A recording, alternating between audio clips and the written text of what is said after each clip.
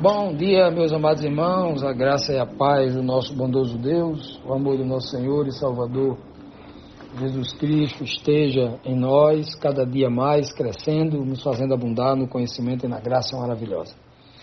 Amados, nós estamos começando aqui mais uma semana, mais uma lição. Hoje, domingo, temos apenas mais 3 temas para nós concluirmos o livro de João. Vamos falar essa semana sobre o sacrifício, como é que João lidou com esta palavra, o sacrifício de Cristo, como Cristo apresentou para ele a importância do sacrifício espiritual, a importância do sacrifício físico na obra de Deus, da dedicação do próprio sacrifício dele e também, obviamente, do sacrifício daqueles que iriam imitá-lo, daqueles que iriam se tornar servos de Cristo, né? Como é que João entende essa questão do sacrifício? Para nós também entendermos essa questão do sacrifício na Bíblia, para entendermos a nossa missão, porque a nossa missão requer sacrifício. Durante 1500 anos, lá desde os dias foi muito antes, né? Mas 1500 porque tem um santuário lá atrás, que a vida do povo de Israel, do antigo Israel, estava ao redor de um santuário que era sacrifício todo dia. Sacrifício de animais, obviamente, mas esse sacrifício de animais reporta para um sacrifício da nossa própria vida, devido ao pecado ter nos atingido. Pois bem, então como é que João vê essa questão do sacrifício? Como é que Cristo ensina e como é que ele capta isso? O que é que foi ensinado, que João entendeu e João transferiu esse conhecimento para um livro? Vamos então aqui ao verso síntese da semana, que está no livro de João, capítulo 3, versículo 16. Ele começa dizendo assim: porque Deus amou o mundo de tal maneira que deu o seu Filho unigênito, para que todo aquele que nele crê não pereça, mas tenha a vida eterna. Então João começa falando do maior de todos os sacrifícios de todos os tempos, o sacrifício de Deus. Então, qual foi o sacrifício que Deus fez? Olha, o sacrifício que ele fez foi entregar o seu Filho para morrer em nosso lugar. Ele deu o seu Filho. Olha, veja que o verbo aqui, ele é um verbo imperativo, é o verbo dar. Veja que o verbo aqui não é emprestar. Veja aqui que o verbo aqui não é dar por um tempo. Emprestar por algum tempo, que eu tenho que devolver. Não, o verbo é dar. E quando você dar algo para alguém, já não é mais seu. Você não tem mais aquilo de volta. Então, quando a Bíblia diz que Deus amou o mundo de tal maneira, ou seja, ele amou o mundo de uma forma, o termo tal aqui, não dá para descrever, né? Porque se desse para escrever, ele não escreveria a palavra tal maneira, que é de uma maneira tão grande, mas tão grande, que está muito além da nossa compreensão humana, compreensão no sentido de praticar isso, a nossa mente não alcança, a gente não entenderia. Eu acho que depois da transformação, né, da volta de Cristo, que os homens serão transformados, aí talvez entenda, possa ir compreendendo ao longo da eternidade. Mas é muito longe para nós, seres humanos pecadores, entendermos essa tal maneira de amar. Então Deus amou o mundo de tal maneira que deu o seu Filho unigênito. Não foi o primogênito. Mas Fábio Amaro, quem morreu na cruz do Calvário foi o primogênito. Eu digo, foi. Mas ele deu, não foi o primogênito, ele deu o unigênito. Quando a Bíblia está me dizendo que ele resolveu dar o Filho quando o Filho nem tinha se esvaziado da sua natureza divina para vir como ser humano, como diz Filipenses 2, não. Ele já deu o Filho lá atrás, antes do Filho morrer na cruz do Calvário, ele já deu lá atrás. Ele já deu quando o Filho era divino, quando era unigênito, único gerado dele mesmo.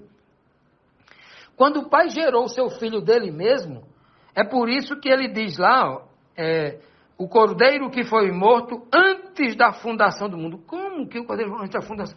Se não tinha nenhum mundo sendo fundado ainda, se não tinha nem o planeta Terra, se não tinha a terra, o mar, os céus, não tinha as aves, não tinha animais, não tinha cordeiro, como é que ele vai dizer? Isso estava no coração de Deus, né? Sacrificar um cordeiro, como quem sacrifica um animal. Já imaginou? Aí como é que a gente vai entender um amor desse? Deus deu o seu Filho divino, o Filho unigênito, para nunca mais tê-lo de volta, porque ele deu, ele não emprestou. Deus amou o mundo de tal maneira que deu o seu único filho, o seu filho unigênito, o seu filho, o único filho divino como ele. Olha só, unigênito. Para que todo aquele que nele crê, que crê em Deus, né, não pereça, mas tenha a vida eterna. Para todo aquele que crê também no Filho unigênito, né, crê no Filho, porque quem crê no Filho está crendo no Pai, porque o Filho que vem aqui, ele vem falar as palavras do Pai, vem fazer a vontade do Pai, né? Tudo que ele faz aqui é sob a orientação do Pai. Então, amados, essa é a beleza. É a beleza quando eu olho para sacrifício no livro de João, a gente abre logo essa carta maravilhosa, mostrando que o Deus que me cobra, ele dá o exemplo primeiro. Ele primeiro faz para depois dizer que é possível fazer. E quando ele me cobra, ele me pede para que eu faça algo infinitamente superior ao que ele fez. E, obviamente, segundo as minhas forças, segundo a minha capacidade, porque ele sabe que a minha estrutura é pó. Ele sabe que a nossa estrutura é pequena, é fraca. E ele, como Deus onisciente e amoroso, como Pai amoroso, ele entende todos esses aspectos, né, ao ponto de amar dessa forma. Se não, ele não seria assim, né? E essa é a beleza, assim. É aqui para João começa aí toda a estrutura. Eu diria que o resumo que é a partir dessa estrutura aqui do capítulo 3, versículo 16 de João, desse versículo bíblico, nós vamos ter aqui uma essência do que é a força poderosa que está por trás do plano da redenção. O plano que Deus elaborou para fazer com que o homem viva eternamente, seja a prova de pecado, a prova de erro, e viva como ele eternamente em amor, em perfeição, impedindo que o mal se levante pela segunda vez. Continuando, amados, vamos aqui para a nossa primeira pergunta, que nos diz assim: quão grande foi o sacrifício do Filho de Deus por nós? Será que a gente poderia medir o tamanho do sacrifício do Filho de Deus por cada um de nós? Vamos ver. João 1,14 diz assim: e o Verbo se fez carne e habitou entre nós, e vimos a sua glória, como a glória do unigênito do Pai, cheio de graça e cheio de verdade. Que coisa linda, né? Rapaz, que verso lindo, né? Quando eu leio esse verso aqui, eu vejo ali o unigênito, o Filho unigênito se esvaziando para vir como ser humano na figura do primogênito, o primeiro dos seres humanos, o maior, o primeiro para Deus, né? Apesar que, se formos falar da raça humana, o primeiro é Adão, né? É por isso que ele está chamado de o segundo Adão, porque o primeiro Adão ele peca e cai. O segundo Adão vem na condição dele e regue o Pai, muito maior o segundo, né? O segundo Adão é muito maior do que o primeiro, porque o segundo, numa condição desprivilegiada, consegue vencer tudo e levar o primeiro, que era mais forte, que caiu, o primeiro, que seria o primogênito, levantar todo mundo. É impressionante o segundo Adão, né? Que é um título que Paulo dá a Jesus Cristo, uma tipologia, né? Usando aqui uma figura de linguagem que ele dá a Cristo, o segundo Adão. Pois bem, quando a Bíblia diz que o verbo ou a palavra, né? A versão correta melhor seria a palavra se fez carne, ou seja, esse aqui é uma referência ao verso 1. O verso 1 diz: no princípio era o verbo, né? O verbo estava com Deus, né? Algumas versões tendenciosas falam aí, o verbo era Deus, desde que no princípio era a palavra estava em Deus e a palavra era divina, né? O correto era esse. Então, o verbo aqui era aquele filho que estava na natureza divina. E aqui é uma transferência, ó. E o verbo se fez carne. Ele deixou de ser verbo para ser carne. O verbo, não diz assim o texto, ó. E o verbo se fundiu com a carne, houve uma fusão. E agora ficou em duas naturezas, ó, verbo e carne ao mesmo tempo. Não diz isso, não. Também não diz, o verbo se uniu à carne. O verbo se misturou com a carne. O verbo se uma mistura heterogênea, né? O verbo, junto com a carne, formou uma mistura heterogênea, não é mais agora homogênea, não é uma só, agora é duas. Tem gente ensinando essas bobagens. Mas o verbo aqui, ó, é fazer, se tornou. Ele deixou de ser verbo para ser carne. É o que está dizendo aqui. Ele se tornou carne. Tem gente que não entende isso, porque está muito claro o texto, não. O verbo se fez, ele não se disfarçou de carne. Não foi uma divindade que veio e entrou no corpo humano, tomou possesso um ser humano, que fez Satanás, não é Cristo, não é Deus. Deus faz isso. O texto é claro. O texto bíblico ele é muito claro. O verbo se fez carne, e em carne habitou no meio de nós. E aí alguns que leem também prestam falam assim, tá vendo? Mas quem estava aqui não era o primogênito, não. Aqui, ó. Nós vimos o unigênito do Pai. Não. Quem estava aqui era o primogênito. Quando ele se esvaziou da divindade e veio como ser humano, quem estava aqui era o primogênito. O que nós vimos dele foi a glória do unigênito e não o próprio unigênito. Vamos ler de novo? Porque tem gente que parece que não lê a Bíblia direito, né? Vamos lá. E o verbo se fez carne e habitou entre nós e vimos a sua glória, a glória do verbo, como a glória do unigênito do Pai. O que nós vimos na carne foi a glória do unigênito, a glória do verbo. A gente não viu o próprio verbo. A gente não viu o próprio unigênito. Vimos a glória dele resplandecer na carne do filho primogênito. É o que o texto está dizendo.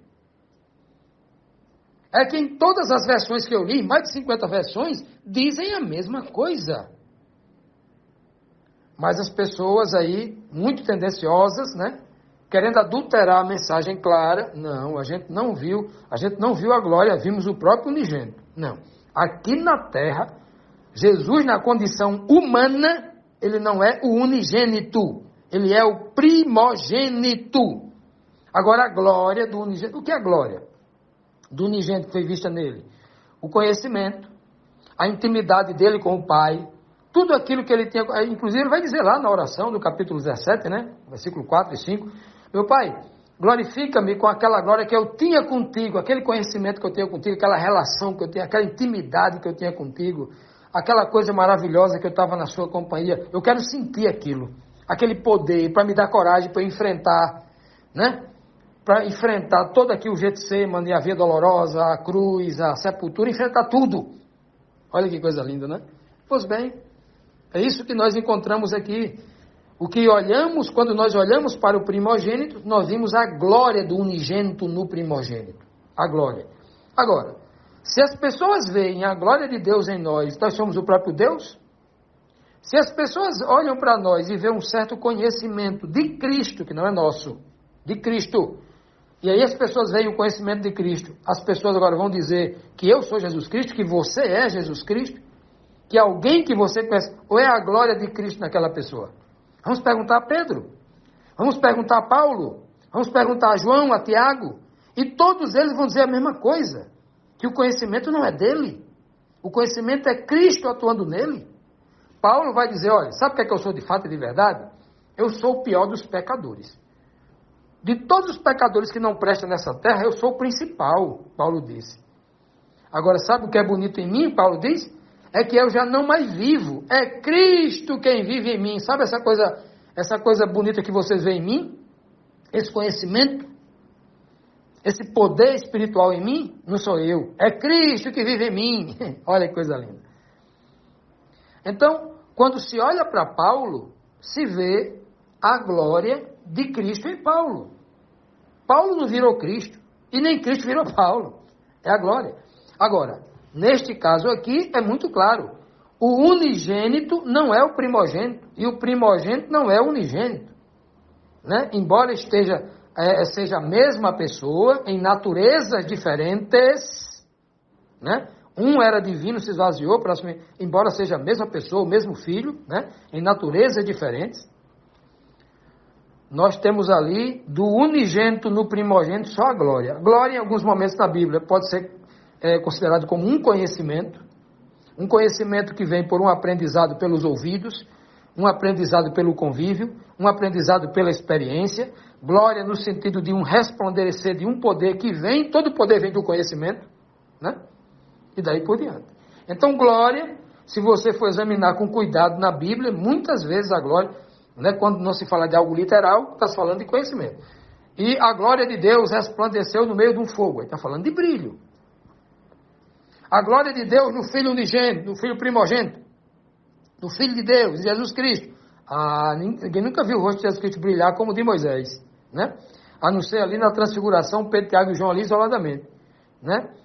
Um brilho desceu sobre ele ali no céu, uma nuvem branca de glória e tal. Pronto. Foi o que aconteceu lá, está lá em Mateus 17. Então, isso aí. Então, em todos os momentos em que a Bíblia fala da glória, quando que fala, Pai, glorifica-me agora o teu filho, para que eu possa te glorificar.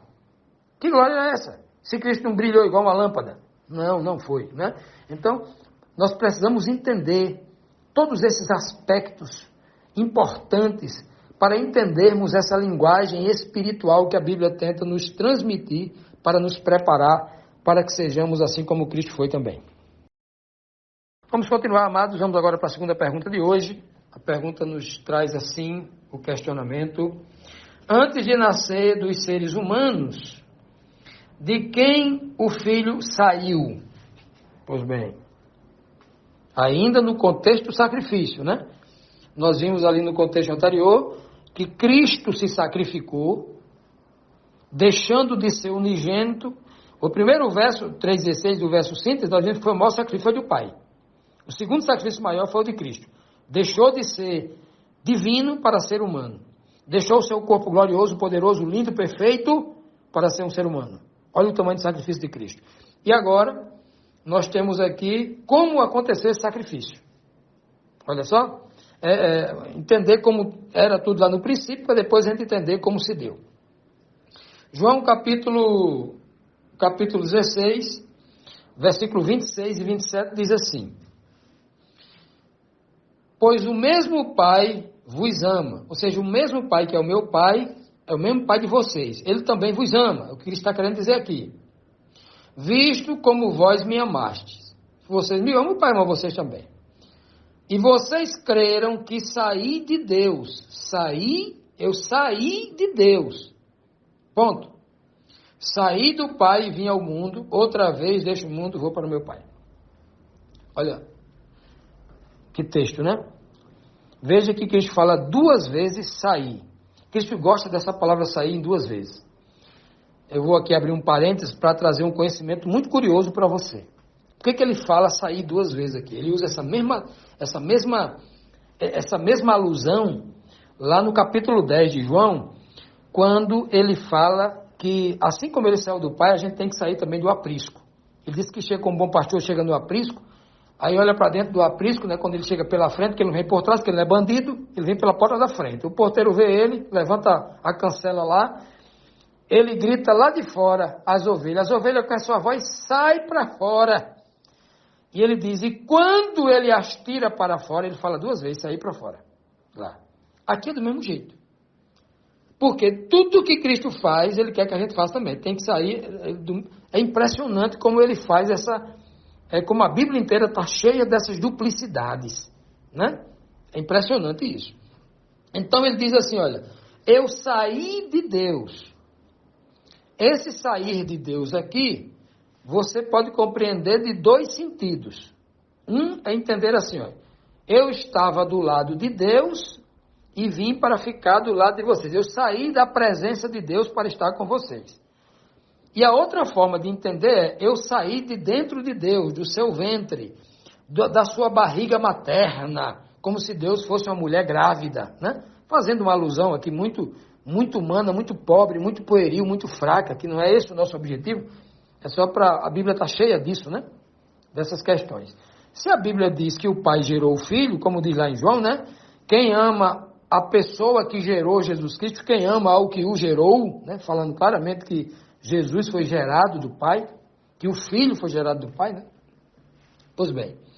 E que numa linguagem espiritual mais profunda, Paulo vai dizer ainda que todos nós precisamos ser gerados de Deus como nova criatura espirituais nesse corpo carnal que a gente vive. Mesmo jeito. Então aqui as duas formas é essa.